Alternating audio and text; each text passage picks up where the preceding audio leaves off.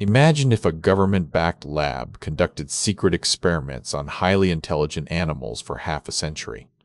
Today, we uncover the shocking truth about barn owls and their treatment in a Johns Hopkins lab.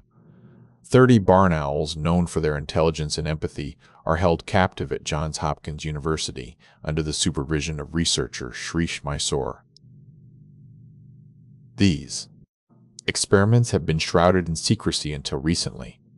Animal rights groups like PETA have been campaigning against these experiments for years, alleging that researchers perform invasive procedures on the owls, including cutting into their skulls and implanting electrodes. PETA accused Mysore's lab of violating Maryland state law by conducting experiments without a scientific collecting permit. Despite this, the university secured a new state permit in July 22 to continue these controversial practices. Critics argue that these experiments are cruel and unnecessary, describing them as worthless due to their potential lack of scientific value.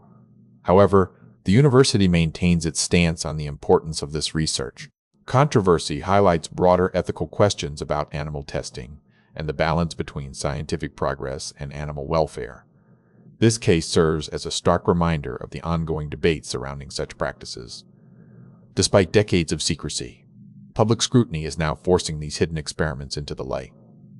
This case underscores the importance of transparency and ethical considerations in scientific research involving animals. What do you think about this controversial use of barn owls for scientific research? Share your thoughts in the comments below. Let's continue the conversation and stay informed.